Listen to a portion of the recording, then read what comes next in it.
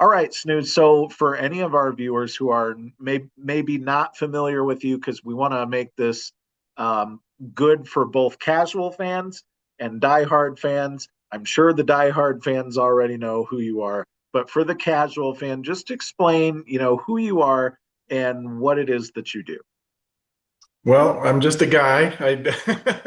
I really didn't get into high school football until my adult life. I grew up in Granville, but I went to school at Unity Christian before they had football. And in fact, my basketball coach at Unity nicknamed me Snooze. So there's where the snooze to you kind of comes from. But in my young adult life, I moved to East Grand Rapids and East Grand Rapids in the late 80s, early 90s through the mid, 2000s. What you did on a Friday night was you went to high school football. It was the end of the Barczewski era and the entirety of the Stursma era. And I really got into high school football. Before that, I was always into maps and brackets and tournaments and all that kind of stuff. That just kind of comes naturally. I'm just a nerd, like you describe yourself. So, yeah, in 2006, Zeeland West played Coopersville in the state finals, and I was a little intrigued by that because usually it was an East-West matchup. There was no one anywhere near Detroit in the finals. And at the time, MHSAA didn't have brackets or anything posted. You could look at the teams that were playing in the districts and regions and all that, but it wasn't mapped out nicely. And um, I just threw it on a Google map and put it on an online forum where people just generally talk trash about their opponents. I put that up there and it was pretty well received. So I started a website. What shall I call it? Snooze. Well, that's kind of boring. Snooze to you, kind of a play on it's news to you. Um, and I didn't have any aspirations of becoming the Joe Lenardi of high school football or anything like that. I thought it was interesting.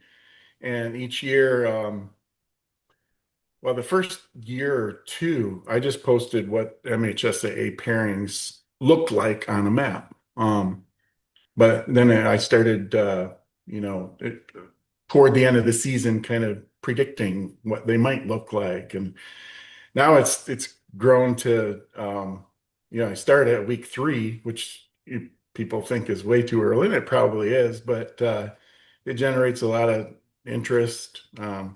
Coaches like it because they kind of know which teams to scout around them in their divisions, and fans like to either complain about the process or getting messed up by having to play the same teams every year or whatever. But I'm sure we'll get into that more. But that's kind of how it started. Just in 2006, I was intrigued. But, how did they draw the map? And it just happens that it was north-south in that case, and those two teams were kind of on the Mason-Dixon line. So they ended up playing in the finals. And so here we are, almost 20 years into this. What have you learned in that time about how the MHSAA draws out their district maps? And as a fan, I think the logical thing when you think districts, you're thinking, oh, it's teams close to us. And in a lot of cases, it is. But depending on who makes the playoffs and how many teams there are in each area, you may start out as a Muskegon team, for example, playing in Marquette or something. I think there were a few years ago where either Muskegon or Reese Puffer played Marquette in the first round, or maybe that happened twice. What have you learned about how the MHSAA sort of draws things out? Well, I've learned um, one thing is that they're not consistently the same every year. I mean, they get in little groups of I don't know how many, 3 or 4 guys that do this division and that division and so on. So kind of depends on who gets on the little committee to do your division. But there are some generalities that happen, and the Region One, District One is always going to start up in the UP and come down on the northern part of Michigan. Um, and in general, very, very generally, they'll go down the lower peninsula from north to south and kind of go along the west coast and then over toward Lansing and eventually the Thumb area in Detroit. The, so if you look at the brackets on my website, in general, the left side is northern Michigan and western Michigan, and the right side is generally the Thumb area and Detroit areas. Um, but as you mentioned, teams aren't always paired with their closest neighbors. And I hear that a lot, especially if you live in Lansing, you could go north, you could go west, you could go south, you could go east. It just depends on the number of teams and in your area and how, most importantly, how they're distributed on the map. Um, there has to be 16 teams on the left side of the bracket. There has to be 16 teams on the right. Each region has to have 8 teams. And within those regions, there are 2 districts, and there has to be 4 in one district and 4 in the other. Um, so if the UP has 3 teams and the next closest team is Muskegon, as you mentioned, guess what? Muskegon's taking a hike up to Marquette, or sometimes it's a Bay City or a Midland team, or Mount Pleasant, or somebody generally kind of north in the Lower Peninsula. But it's a hike no matter who has to drive up there. So when people come to snooze2u.com, which is your website, when they look at the updates each week, what can they see? Well, I have things like the schedules, and there's conference information, although admittedly I'm a year behind on updating the conferences, but the main thing that people come to see, I call it Mapetology, and it's a ripoff of bracketology for college basketball. If you follow that, you follow bracketology, where this guy named Joe Lenardi puts out the projected playoffs for NCAA basketball each week. So yes, I ripped that off, but I called it Mapetology because you've got your maps and your brackets. There's your Mapet ology, the study of maps and brackets, right? So um, yeah, if you go to snooze2u.com, click on Mapetology, which is on my top bar there, and each week I update that with the results of the games that have been played to this point. So after week 3, um, teams are 3-0, 2-1, something like that. Generally, they're projected in the field. If you're 1-2, 0-3, you're not. Now there's a lot of but ifs or whatever in there, but um, it, at week 3, you can start checking out the Mapetology. And what this represents is what the playoffs might look like if they started today, at this point, through this point of the season. I'm not saying that the teams that are in it, even now after 8 weeks, that the teams that are on the maps now are going to be in, because some are going to lose this week and drop out. Some are going to earn their way in. But it's a snapshot in time of what the playoffs might look like, and it'll show you kind of in bracket form on the sides. The teams are listed, but then in the middle there's a map. And by the way, I suggest you look at this on a laptop or on a real desktop computer. And most of my traffic is on phones, which is fine. If people just want to see who they're going to play, that's cool. But then you have to scroll down to the bottom to get to the map part. And I think it's cool to see the push pins on the map.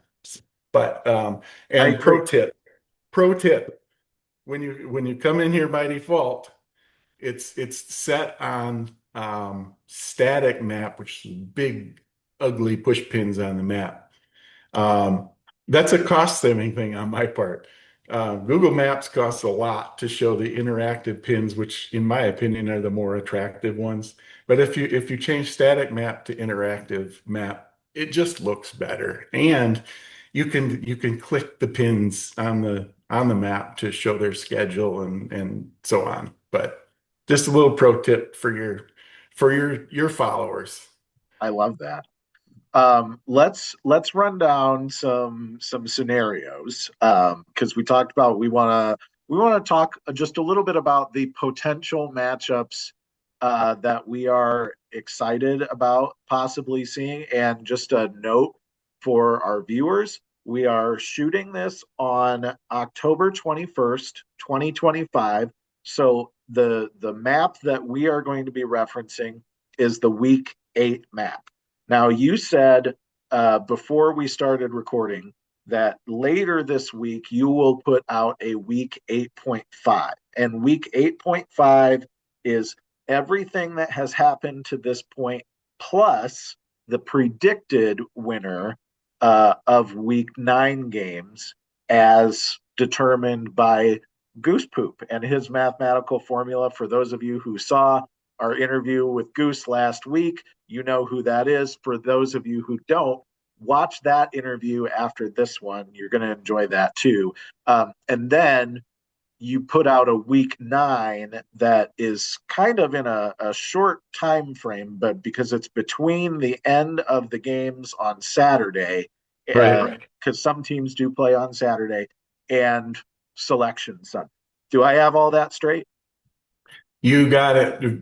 You got it perfect. One thing I want to do is throw a shout out at a guy named Tony. He goes by Vandals05, I think, on Twitter. He actually does the projections for me for the 8 player. I don't want to leave those guys out. Goose Poop does a great job, but he only handles the 11 player teams. And Tony uses Cal Preps, which is a ranking site, to pick the winners for week 9 for the 8 player. So I just wanted to throw a shout out his way. So, We but love that. yes, you said it very well. Good. So as of right now, like I said, after week 8, we'll start in Division 1, and as it stands, your predictions here are, 5 teams, 5 local West Michigan teams making it in. 2 rivalry games right off the bat: Hudsonville and Jenison, that crosstown showdown, and then a rivalry game that you hold near and dear to your heart: Rockford versus Granville, and then East Kentwood, depending on your perspective, could be the lucky one or the unlucky one that has to go and face. It looks like Brighton, so a team from the east side of the state, and then Grand Ledge, like you said, a Lansing area team that's kind of in no man's land Right. as far as Division 1 goes. What can you tell me about, as a Granville fan and a Granville supporter? What does that Rockford game mean to you? And does it feel good, or does it feel nerve wracking to think that they might be your first round opponent? Well, I don't want to make anyone angry, but as a Granville fan, there's no team I'd rather beat than Rockford. And I have to tell you, last year was satisfying knocking them out of the playoffs. Now I don't have anything to do with Granville football other than I go to all their games because I live there. So I'm not taking credit for it. But yes, that was satisfying, and being able to do that again would be wonderful. However, it hurts more losing to them as well. And frankly, I hate driving to Rockford during rush hour, having to go through downtown and all that. I hate doing that. And full disclosure, if we're to lose to a rival, I would rather lose to Hudsonville than to Rockford. So maybe I'm saying too much, but here's a scenario.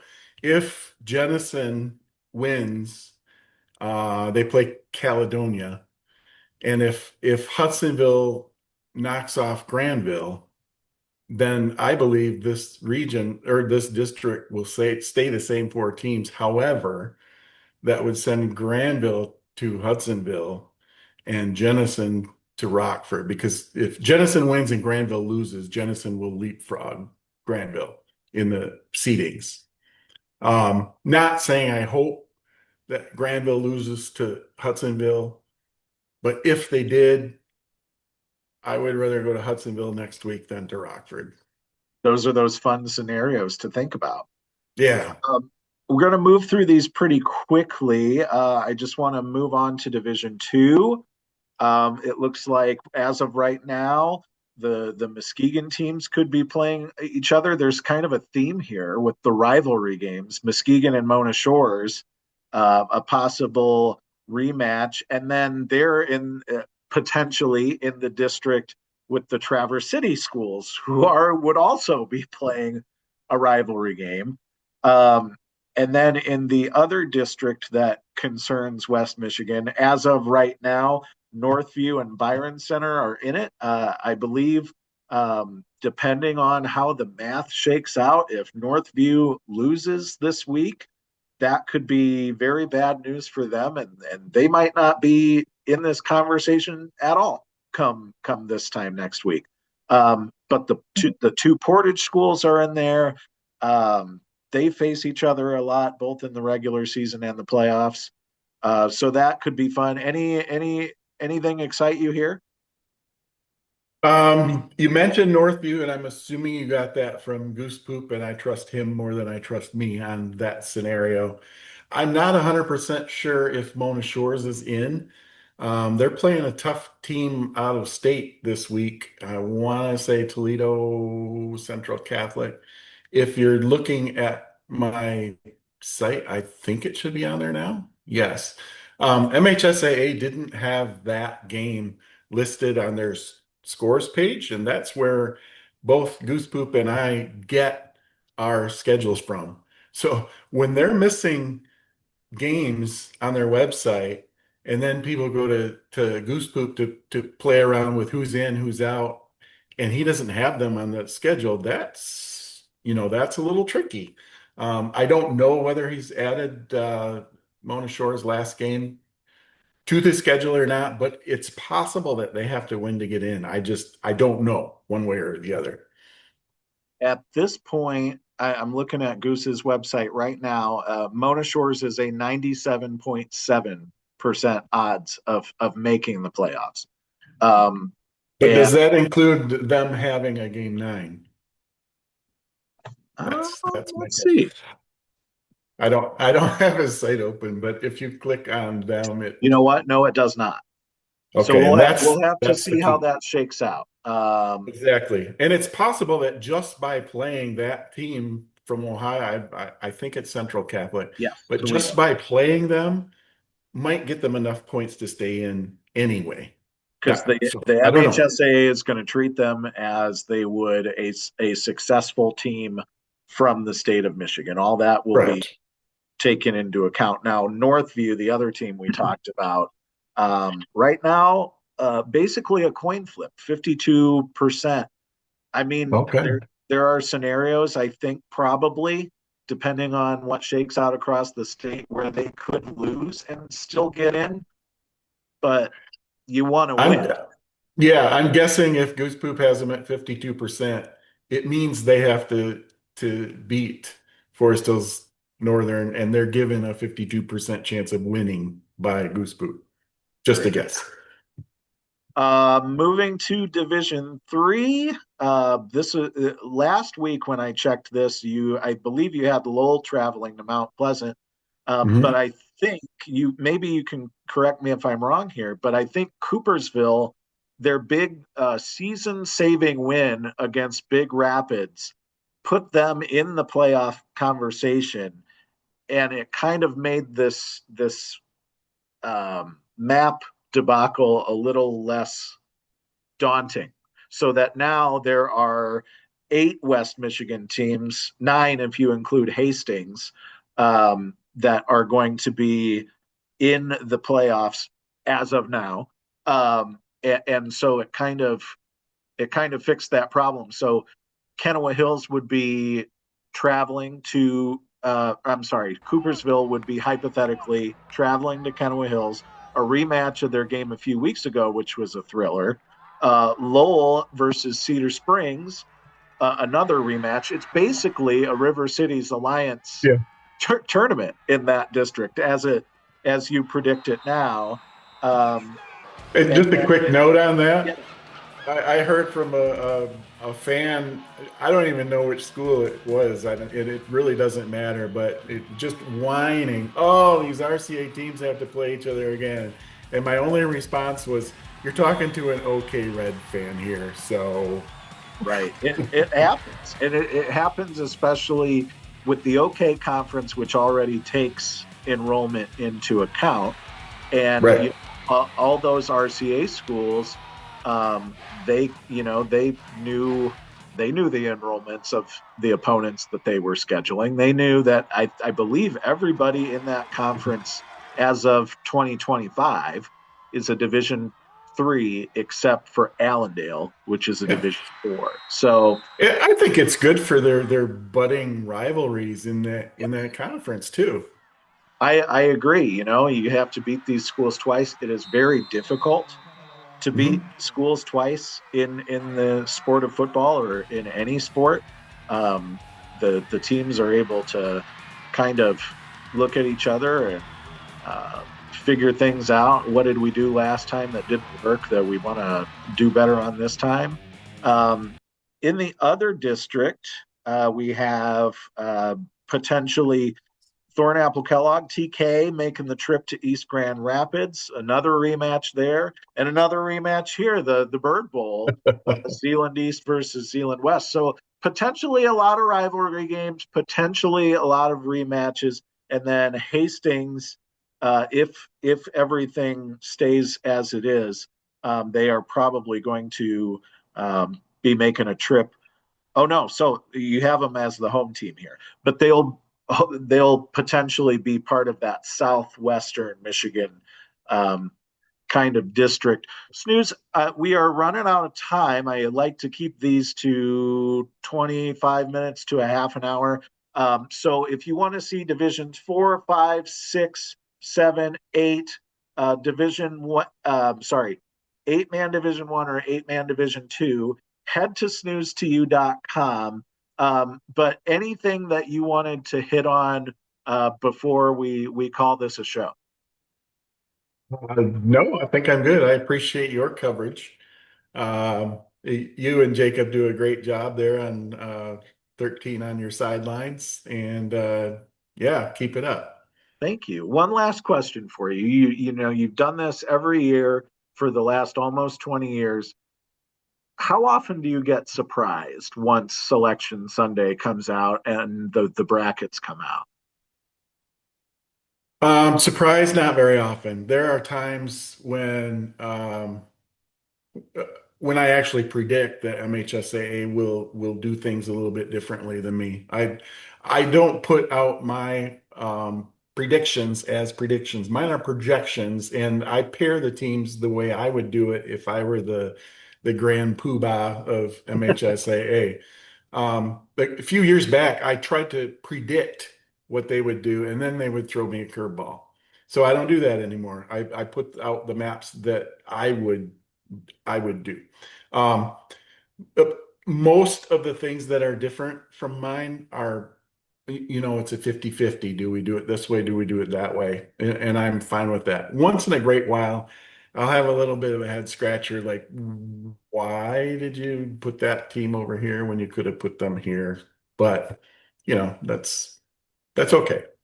Very They good. don't Well, want they don't want 100% mimic mine anyway, because then they're accused of just looking at my stuff and right, copying me. So right. Well, I appreciate that transparency. That is a good note to include in this story that these are, how you would do it if you were in charge. yeah, Um, but hey, thanks for joining us, and we look forward to seeing you on the sidelines. it's my pleasure. See you around, Matt.